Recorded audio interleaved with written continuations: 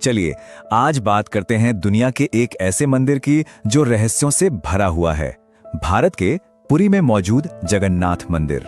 देखिए, ये सिर्फ एक पूजा की जगह नहीं है। ये एक ऐसी जगह है जो आप कह सकते हैं प्रकृति के नियमों को, साइंस को सीधी सीधी चुनौती देती है।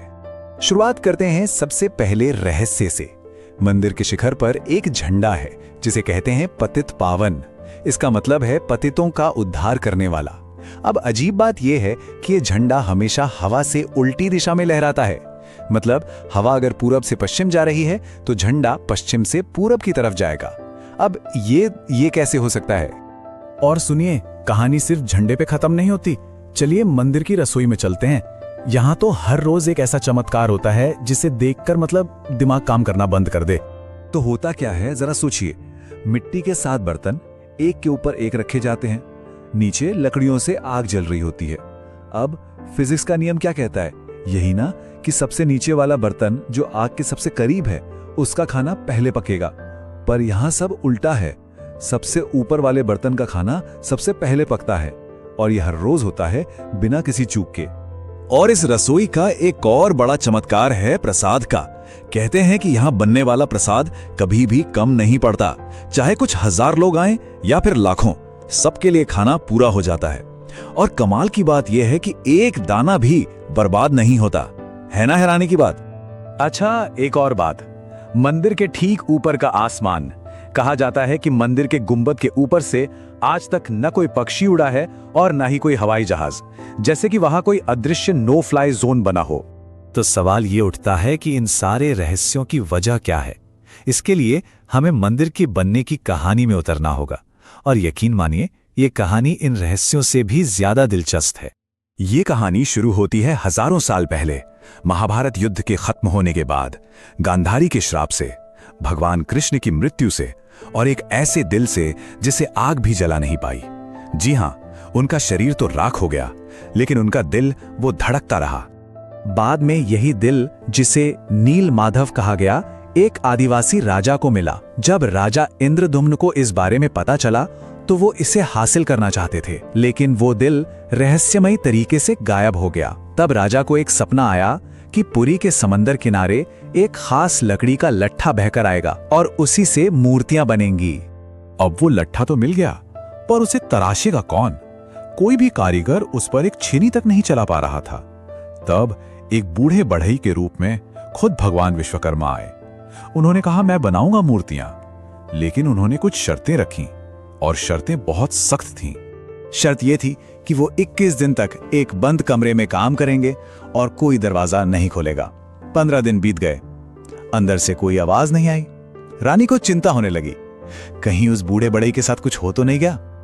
और इसी चिंता में उन्होंने वादा तोड़ दिया, दरवाजा खुलवा दिया। और जैसे ही दरवाजा खुला, अंदर कोई नहीं था। बढ़ई गायब हो चुका था। वहां थी तो बस 3 अधूरी मूर्तियां, भगवान जगन्नाथ, उनके भाई बलभद्र और बहन सुभद्रा की, जिनके न हाथ बने थे न पैर। और तब से आज तक भगवान इसी रूप में पूजे जाते हैं। और यही से जुड़ता है मंदिर का सबसे बड़ा और सबसे गहरा रहस्य, एक ऐसा राज जिसका सीधा संबंध भगवान कृष्ण के उसी अविनाशी दिल से है। इसे कहते हैं ब्रह्म पदार्थ, मतलब दिव्य तत्व। मान्यता है कि भगवान जगन्नाथ की लकड़ी की मूर्ति के अंदर यही ब्रह्म पदार्थ मौजूद है, जो असल में भगवान कृष्ण का वही जीवित हृदय है। यही इस मूर्ति की जीवन शक्ति है। अब होता यह है कि हर 12 या 19 साल में एक रस्म होती है जिसे नवकलेवर कहते हैं। इसमें पुरानी मूर्ति से इस ब्रह्म पदार्थ को निकालकर नई मूर्ति में रखा जाता है।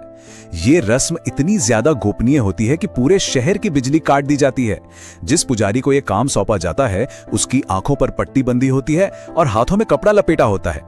ऐसा कहते हैं कि जिसने भी इसे देख लिया उसकी उसी पल मौत हो जाती है।